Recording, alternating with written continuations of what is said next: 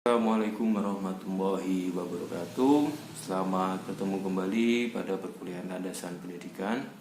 Sebelum kita mulai perkuliahan, mari kita berdoa sejenak. Semoga pada kesempatan kali ini diberikan ilmu yang bermanfaat dan kelancaran dalam proses pembelajaran. Sebelum mulai proses perkuliahan, mari kita berdoa sesuai dengan agama dan kepercayaan masing-masing. Berdoa dipersilahkan.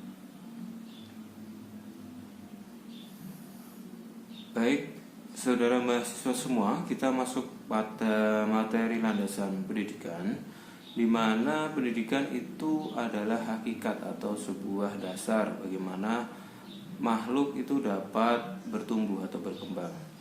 Nah, di sini yang pertama adalah hakikat pendidikan untuk manusia ya, di mana manusia mulai dari lahir sampai tutup usia, bahkan atau menjelang tutup usia itu manusia memerlukan suatu pendidikan ataupun pembelajaran. Nah, di mana pendidikannya itu dapat bersifat secara formal ataupun non formal. Untuk pendidikan dengan jenjang formal adalah seperti sekolah dasar, sekolah menengah pertama atau SMP, terus SMA, dilanjutkan dengan jenjang perkuliahan. Sedangkan pendidikan non formal bisa dilampaui seorang individu dengan melalui penglihatan, pendengaran ataupun mengamati perilaku seseorang. Nah, itu bisa juga dijadikan untuk dasar sebuah pendidikan. Nah, di mana pendidikan di sini sangat bermanfaat bagi seorang individu, di mana seorang individu sebelumnya belum mengetahui apapun atau tidak mengetahui apa-apa. Setelah seorang individu istilahnya dia upgrade diri atau memperoleh pendidikan, maka dia akan memperoleh dasar pengetahuan ataupun aplikasi dari pengetahuan yang didapatkan. Oke, kita masuk materi pada pendidikan dan manusia, di mana dua faktor ini saling berkaitan antara satu sama lain, di mana pendidikan sangat bergantung kepada manusia. Dalam artian di sini pendidikan mengandalkan manusia untuk melalui proses perkembangannya, sedangkan manusia juga sangat tergantung pada pendidikan karena seorang individu dapat memperoleh atau upgrade skill dari sebuah pendidikan.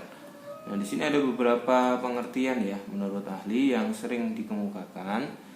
Di sini yang pertama ada dari John Dewey. Nah, di sini menyebutkan pendidikan adalah proses pembentukan kecakapan fundamental secara intelektual dan emosional ke arah alam dan semesta manusia. Nah, yang ini dimaksudkan pendidikan merupakan kecapan-kecapan di mana pendidikan bersifat istilahnya nanti akan menghasilkan suatu skill bagi seorang individu, di mana skill tersebut dapat berhubungan dengan segi intelektual dan emosional seorang individu atau seorang manusia.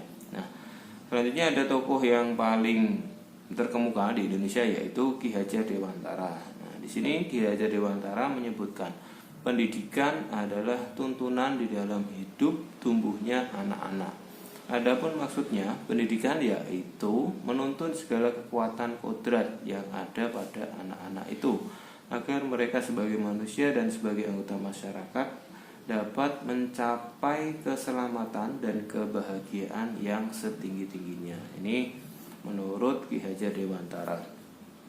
Nah, selanjutnya ada menurut Undang-Undang Nomor 2 Tahun 1989, pendidikan adalah usaha sadar untuk menyiapkan peserta didik melalui kegiatan, bimbingan, pengajaran atau latihan bagi peranannya di masa yang akan datang. Nah, berdasarkan dasar ini ya dari Ki Hajar Dewantara, terus Undang-Undang Dasar Nomor 2 Tahun 1989, maka terciptalah sebuah sistem pendidikan yang diterapkan di Indonesia, di mana untuk jenjang pendidikan sendiri di Indonesia mulai dari sebelum sekolah dasar ada namanya pendidikan anak usia dini, dilanjutkan dengan pendidikan dasar atau jenjangnya SD, MI, dan sederajat.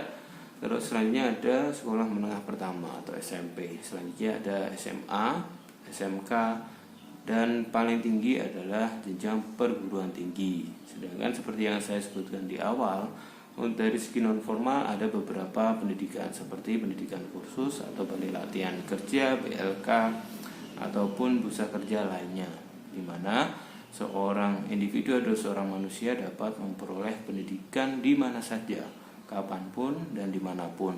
Nah, ini yang sudah diterapkan untuk pendidikan di Indonesia.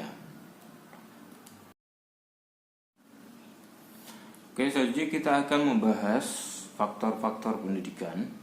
Nah, yang pertama ada beberapa faktor ya dalam aspek pendidikan. Yang pertama ada faktor tujuan. Terus yang kedua di sini ada faktor pendidik. Terus yang ketiga ada faktor anak didik atau peserta didik. Terus yang keempat ada faktor alat pendidikan. Yang kelima faktor isi materi pendidikan. Yang keenam adalah faktor lingkungan. Nah, dari keenam faktor di sini yang pertama ada faktor tujuan. Nah, di sini di mana ditentukan sebuah tujuan pendidikan adalah satu ya sebagai arah pendidikan. Terus yang kedua tujuan sebagai titik ukur. Terus yang ketiga tujuan sebagai titik pangkal atau pencapaian tujuan lain. Terus yang keempat memberi nilai pada usaha yang dilakukan. Nah, di mana faktor pendidikan yang pertama ini faktor tujuan, di mana akan disusun sebuah tujuan dalam pendidikan tertentu. Nah, di sini bisa ditentukan tujuannya mau apa. Contohnya, untuk dari sekolah formal atau sekolah yang diselenggarakan oleh pemerintah, tujuannya satu, yaitu memperoleh gelar akademik. Nah, itu yang harus diterapkan pada faktor tujuan dalam faktor-faktor pendidikan. Terus yang kedua, di sini ada faktor pendidik. Nah, pendidik ini ada beberapa unsur yang bisa sebagai dikatakan seorang pendidik ya. Ini yang pertama adalah satu, orang dewasa. Yang kedua orang tua, terus yang ketiga guru, terus yang keempat ada pemimpin masyarakat, yang terakhir ada pemimpin agama. Nah, ini dari kriteria tadi ada orang tua dewasa, ada orang tua, guru, pemimpin masyarakat, dan pemimpin agama. Ini merupakan suatu acuan yang dapat dipakai atau yang ibarat kata ini bisa menggambarkan seorang pendidik itu harus mempunyai kriteria beberapa seperti yang disebutkan tadi. Nah, tidak hanya guru saja, tapi orang dewasa pun bisa menjadi seorang pendidik. Terus orang tua juga bisa, pemuka agama ataupun tokoh masyarakat. Nah, ini ya, tentunya syarat seorang pendidik adalah mempunyai kompetensi profesional, ya, kompetensi sosial, kepribadian, terus ada kompetensi pedagogik. Nah, ini semua harus diterapkan dalam seorang diri pendidik atau seorang guru. Terus selanjutnya ada nomor 3 ya, faktor anak didik atau peserta didik. Ini ada beberapa karakteristik dari seorang peserta didik. Yang pertama, belum memiliki pribadi dewasa susila sehingga masih menjadi tanggung jawab seorang pendidik. Terus yang kedua, masih menyempurnakan aspek tertentu dari kedewasaannya sehingga masih menjadi tanggung jawab seorang pendidik. Terus yang terakhir, sebagai manusia memiliki sifat-sifat dasar yang sedang ia kembangkan secara terpadu menyangkut seperti kebutuhan biologis, rohani, sosial, intelligence, emosi, kemampuan bicara, perbedaan individual, dan lain sebagainya. Terus yang selanjutnya ada faktor alat pendidikan. Untuk faktor alat pendidikan itu mencakup tempat ya, tempat, kebudayaan, terus kelompok hidup bersama atau lingkungan sosial masyarakat, baik itu keluarga, kelompok bermain, desa atau perkumpulan. Nah, yang kelima, faktor isi materi pendidikan. Tentunya untuk materi itu harus disesuaikan dengan tujuan pendidikan. Ini dikatakan untuk materi juga disesuaikan dengan jenjang pendidikan tertentu. Yang pertama ada beberapa kriteria. Satu, materi harus sesuai dengan tujuan pendidikan. Terus yang kedua ada materi harus dengan peserta didik. Dalam artian materi harus dengan peserta didik adalah materi dapat menyesuaikan kebutuhan peserta didik, di mana peserta didik itu dikategorikan dengan beberapa fase ya, dari mulai fase 1 sampai fase 6. Nah, ini masing-masing fase juga memerlukan tahapan atau materi yang berbeda-beda sesuai dengan tingkatan usia ataupun tingkatan emosional maupun intelijensia dari peserta didik. Terus yang terakhir ada faktor lingkungan ya.